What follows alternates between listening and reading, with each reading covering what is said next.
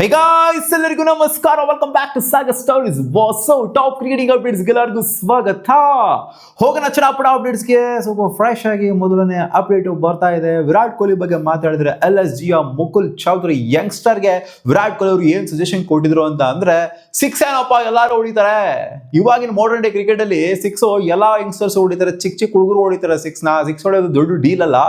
But ಆದ್ರೆ pressure situation ಇದ್ದಾಗ match ನ ಮುಗಿಸುವಂತದ್ದು ಇದೆಯಲ್ಲ, ಇದು ಎಲ್ಲರಿಗೂ ಕೂಡ ಬರೋದಿಲ್ಲ. ಸೊ ಇದು ಮೈನು. ಸಿಕ್ಸ್ ನ ಯಾವಾಗ ಹೊಡಿಬೇಕು, ಯಾವಾಗ ಬಿಡಬೇಕು ಅನ್ನೋದನ್ನ ಅರ್ಥ ಮಾಡ್ಕೊಬೇಕು. ಯಾವಾಗ ಬೇಕಾದ್ರೂ ಸಿಕ್ಸ್ ನ ಎಲ್ಲಾರು ಹೊಡಿತಾರೆ, ಬಟ್ ಮ್ಯಾಚ್ ನ ಫಿನಿಶ್ ಯಾರು ಕೂಡ ಮಾಡೋದಿಕ್ಕೆ ಆಗೋದಿಲ್ಲ. ಸೊ ಅದನ್ನ ಅರ್ಥ ಮಾಡ್ಕೊಂಡು ಆಡೋರನ್ನೇ ಮೆಚ್ಯೂರ್ ಕ್ರಿಕೆಟರ್ ಆಗ್ತಾರೆ ಅಂತ ವಿರಾಟ್ ಕೊಹ್ಲಿ ಅವರಿಗೆ ಸಜೆಷನ್ ಆಗಿ ಕೊಟ್ಟಿದ್ದಾರಂತೆ. ಅಪ್ಡೇಟ್ ಬಿಟ್ಟು ಆಸ್ ಪರ್ ದ ರಿಪೋರ್ಟ್ಸ್ ಏನು ಅಂದ್ರೆ, ಮುಂಬೈ ಇಂಡಿಯನ್ಸ್ ಇಂದ ಈಚೆ ಕಡೆ ಬಂತಲ್ಲ ಇನ್ಫಾರ್ಮೇಶನ್, ಯಾರೋ ಒಬ್ರು ಕೋಚಿಂಗ್ ಸ್ಟಾಫ್ ಅವರು ಲೀಕ್ ಮಾಡಿದ್ರು ಇನ್ಫಾರ್ಮೇಶನ್, ಹಾರ್ದಿಕ್ ಪಾಂಡ್ಯ ಅವ್ರನ್ನ ಬಿಡ್ತಾ ಇದ್ರೆ ಮುಂಬೈ ಇಂಡಿಯನ್ಸ್ ಅದು ಇದು ಅಂತ ಎಲ್ಲ. ಸೊ ಇದೇನಿದೆ, ಸೊ ಇದು ಸಿಕ್ಕಾಪಟ್ಟೆ ಮುಂಬೈ ಇಂಡಿಯನ್ಸ್ಗೆ ಬೇಜಾರಾಗೋಗ್ಬಿಟ್ಟಿದೆ ಅಂತೆ, ಎಲ್ಲ ಲೀಕ್ ಆಗೋಗ್ಬಿಟ್ಟಿದೆ ಮ್ಯಾಟ್ರು ಅದು ಇದು ಅಂತೆಲ್ಲ. ಹೌದು, ಹಾರ್ದಿಕ್ ಪಾಂಡ್ಯ ಅವ್ರನ್ನ ಬಿಡೋದಕ್ಕೆ ರೆಡಿ ಆಗ್ತಾ ಇರೋದು ನಿಜ ಅನ್ನತಾನೆ ಕಾಣಿಸ್ತಿದೆ. ಅದಕ್ಕೋಸ್ಕರ ಸ್ವಲ್ಪ ಉಳ್ಕೊಂಡಿದ್ದಾರೆ ಮುಂಬೈ ಇಂಡಿಯನ್ಸ್, ಯಾರೋ ಲೀಕ್ ಮಾಡ್ಬಿಟ್ಟಿದ್ದಾರೆ ಅಂತ.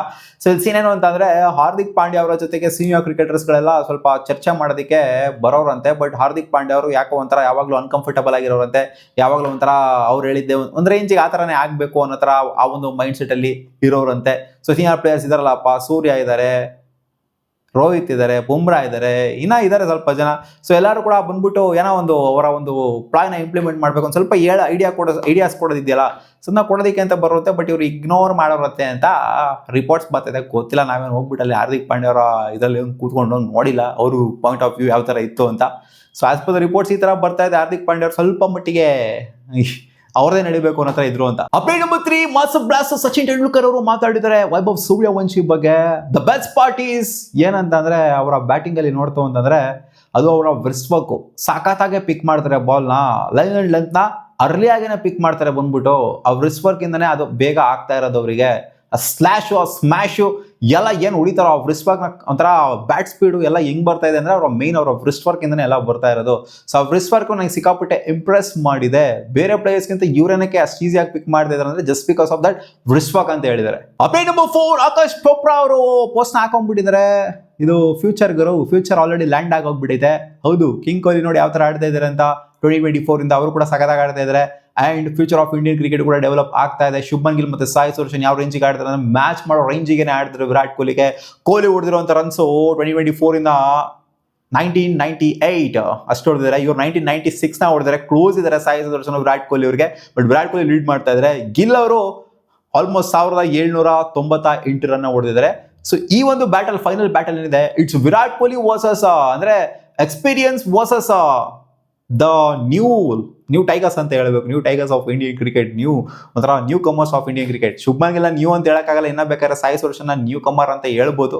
ಶುಭ್ಮನ್ ಗಿಲ್ ಒಂದು ರೇಂಜ್ ಎಕ್ಸ್ಪೀರಿಯನ್ಸ್ ಪಡ್ಕೊಂಡ್ಬಿಟ್ಟಿದ್ದಾರೆ ಆಲ್ರೆಡಿ. ಇಂಡಿಯನ್ ಕ್ರಿಕೆಟ್ ಅಲ್ಲಿ ಕ್ಯಾಪ್ಟನ್ಸಿನೂ ಕೂಡ ನಿಭಾಯಿಸ್ತಾ ಇದ್ದಾರೆ. ಸೊ ಒಂಥರ young generation versus old generation match ಇದ್ದಂಗೆ ಇರುತ್ತೆ ಇದು. ನೋಡೋಣ ಯಾರು ಗೆಲ್ತಾರೆ ಅನ್ನೋ ಹೇಳಿದ್ದಾರೆ. ಶುಭ್ಮನ್ ಗಿಲ್ ಈ ಒಂದು ಟೂರ್ನಮೆಂಟ್ ಗಿಂತ ಮುಂಚೆ ಕೊಟ್ಟಂತ ಸ್ಟೇಟ್ಮೆಂಟ್ ಇವಾಗ ನೆನಪಾಗ್ತಿದೆ. ಹೌದು, ಅವರು T20 ವರ್ಲ್ಡ್ ಕಪ್ ಗೆ ಸೆಲೆಕ್ಟ್ ಆಗಿರಲಿಲ್ಲ. ಅದಾದ ನಂತರ ಅವರು ಅವರ ಟ್ರಾನ್ಸಿಷನ್ ಯಾವ ತರ ಆಗಿದೆ ಅಂತಂದ್ರೆ, ಸಿಕ್ಕಾಪಟ್ಟೆ ಡೆವಲಪ್ ಆಗೋಗ್ಬಿಟ್ಟಿದ್ದಾರೆ. ಲಾಸ್ಟ್ ಸೈಕಲ್ ಬೇರೆ ತರ ಇದ್ರು, ಈ ಸೈಕಲ್ ಅಗ್ರೆಸಿವ್ ಆಗಿ ಸ್ಕೋರ್ ಮಾಡಿದ್ರೆ, ಹೆವಿ ರನ್ಸ್ ಕೂಡ ಹೊಡಿತಾ ಇದ್ದಾರೆ, ಕನ್ಸಿಸ್ಟೆಂಟ್ ಆಗಿ ಕೂಡ ಆಡ್ತಾ ಇದ್ದಾರೆ. ಸೊ ಇದು ಮೆಚ್ಕೊಳ್ಳುವಂಥದ್ದು. ಸೊ ಅವ್ರು ಏನ್ ಹೇಳಿದ್ರು ಅಂದ್ರೆ, ಈ ಟೂರ್ನಮೆಂಟ್ ಗಿಂತ ಮುಂಚೆ ನಾನು ಯಾರಿಗೂ ನನ್ನ ವರ್ತ್ ನ T20s ಅಲ್ಲಿ ನಾನು ಪ್ರೂವ್ ಮಾಡಬೇಕಾಗಿಲ್ಲ. ನನ್ನ ವರ್ತ್ ಏನು ಅಂತ ನನಗೆ ಗೊತ್ತು. ನಾನು ಸೆಲೆಕ್ಟ್ ಆಗಿರಲಿ, ಅವ್ರಿಗೆ ಯಾರು ಕೂಡ ಪ್ರೂವ್ ಮಾಡಬೇಕಾಗಿಲ್ಲ. ಅದೇನು ಅಂತ ನಾನು ತೋರಿಸ್ತೀನಿ ಅಷ್ಟೇ. ಬ್ಯಾಟ್ ಉತ್ತರ ಕೊಡುತ್ತೆ. ನಾನು ಇಲ್ಲಿ ವರ್ತ್ನ ಪ್ರೂವ್ ಮಾಡ್ಕೋಬೇಕು, ನಾನು ಹೇಳ್ಬಿಟ್ಟು ಪ್ರೂವ್ ಮಾಡ್ಕೋಬೇಕು ಅನ್ನೋದೆಲ್ಲ ಏನಿಲ್ಲ ಅಂತ ಹೇಳ್ದಂಗೆ 722 ರನ್ನ ಹೊಡೆದಿದ್ದಾರೆ ಈಗ ಆಲ್ರೆಡಿ. ನಾವು ಫೈನಲ್ ಬೇರೆ ಬಾಕಿ ಇದೆ. 800 ರನ್ ಮೇಲ್ಗಡೆ ಹೋದ್ರು ಕೂಡ ಆಶ್ಚರ್ಯ ಪಡುವಂಥದ್ದೆಲ್ಲ ಏನಿಲ್ಲ. ಅಂಡ್ ಪ್ರೂವ್ ಮಾಡಿ ತೋರಿಸಿದ್ದಾರೆ.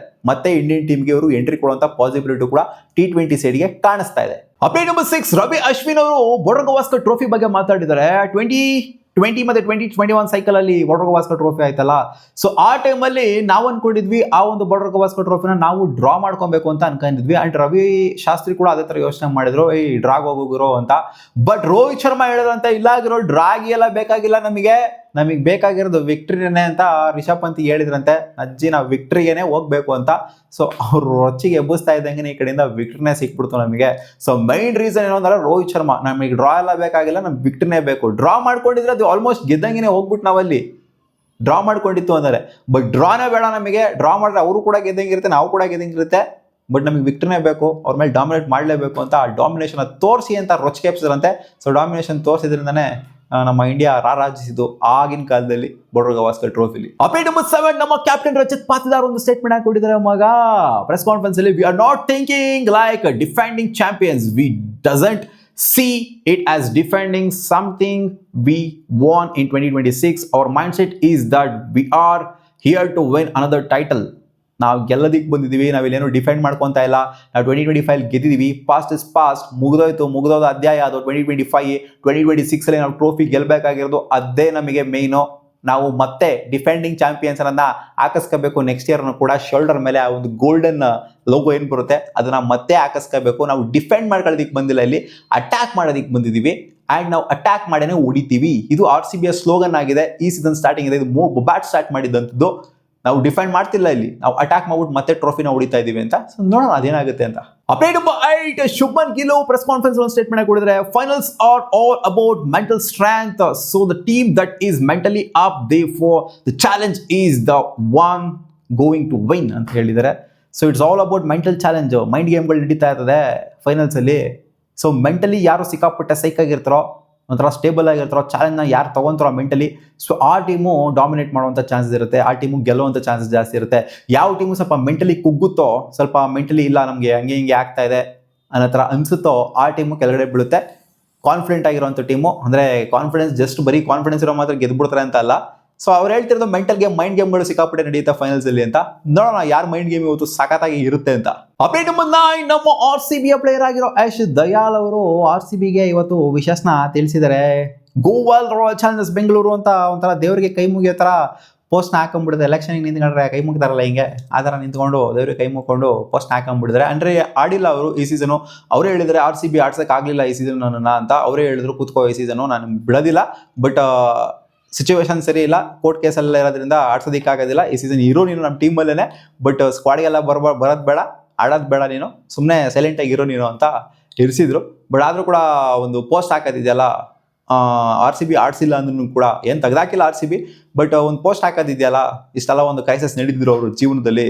ಸೊ ಇದೊಂಥರ ದೊಡ್ಡ ವಿಚಾರ ಅಂತ ಹೇಳ್ಬೇಕು. ಅಪ್ಡೇಟ್ ನಂಬರ್ 10, ಫಿಲ್ ಸಾಲ್ಟ್ ಅವರ ಬಗ್ಗೆ ಮಾತಾಡಿದ್ದಾರೆ ರಜತ್ ಪಾಟಿದಾರ್ ಅವರು. Phil Salt is with the side doing some drills. Team doctors are looking at him. We will see the pitch and decide our opening combination ಅಂತ ಹೇಳಿದ್ದಾರೆ. ಸೊ ಸುಮ್ಮನೆ ಡೌ ಮಾಡಿದ್ದಾರೆ ಅಷ್ಟೇ. ಫಿಲ್ ಸಾಲ್ಟ್ ಆಡ್ತಾ ಇಲ್ಲ ಆಯ್ತಾ.